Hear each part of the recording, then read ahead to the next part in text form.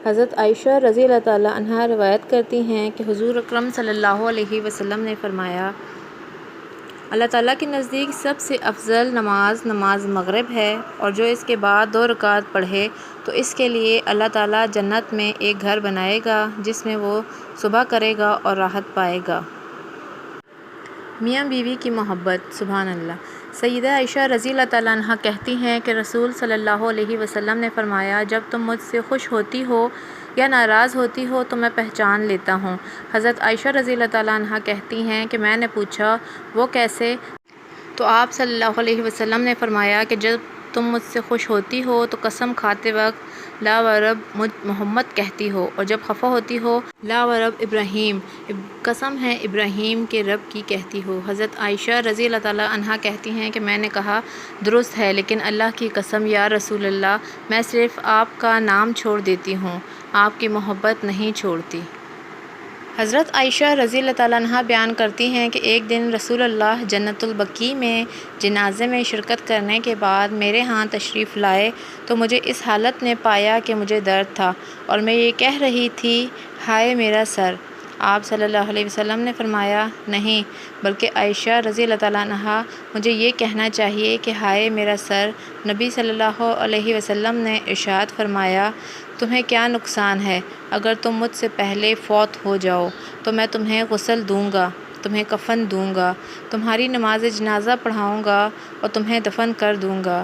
میں نے عرض کی، ایسا ہی ہوگا، اللہ کی قسم، اگر میں مر جاتی ہوں تو آپ واپس میرے اس گھر میں آئیں گے اور یہاں اپنی کسی دوسری اہلیہ محترمہ کے ساتھ رہیں گے۔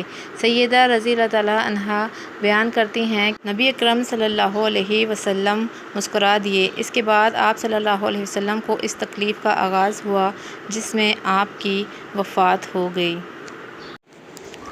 حضرت عطا سے مروی ہے کہ وہ بیان کرتے ہیں کہ حضرت معاویہ رضی اللہ تعالیٰ عنہ نے حضرت عائشہ رضی اللہ تعالیٰ عنہ کو سونے کا ہار بھیجا جس میں ایک ایسا جوہر لگا ہوا تھا جس کی قیمت 1,00,000 درہم تھی۔ بس آپ نے وہ قیمتی ہار تمام امہات المومنین میں تقسیم فرما دیا۔ حضرت ابو عثمان رضی اللہ تعالیٰ عنہ فرماتے ہیں کہ رسول اکرم صلی اللہ علیہ وآلہ وسلم نے غزوہ ذات السلاسل کے لیے حضرت عمرو بن العاص کو امیر لشکر مقرر فرمایا۔ حضرت عمرو بن العاص رضی اللہ تعالیٰ عنہ فرماتے ہیں کہ میں آپ صلی اللہ علیہ وسلم کی بارگاہ میں حاضر ہوا اور عرض گزار ہوا، یا رسول اللہ، آپ کو انسانوں میں سب سے زیادہ پیارا کون ہے؟ فرمایا، عائشہ۔ میں عرض گزار ہوا، مردوں میں سے؟ فرمایا، اس کا والد۔ میں نے عرض کیا، اس کے بعد کون ہے؟ فرمایا، عمر۔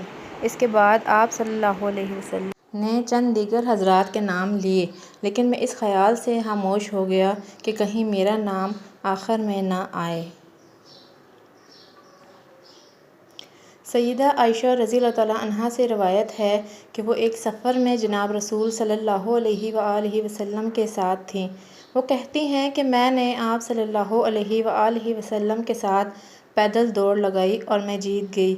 پھر جب میرا جسم ذرا بھاری ہو گیا تو میں نے آپ صلی اللہ علیہ وسلم کے ساتھ پھر دوڑ لگائی، اور اس مرتبہ آپ صلی اللہ علیہ وسلم جیت گئے اور فرمایا، آج کی یہ جیت پچھلی ہار کا بدلہ ہے۔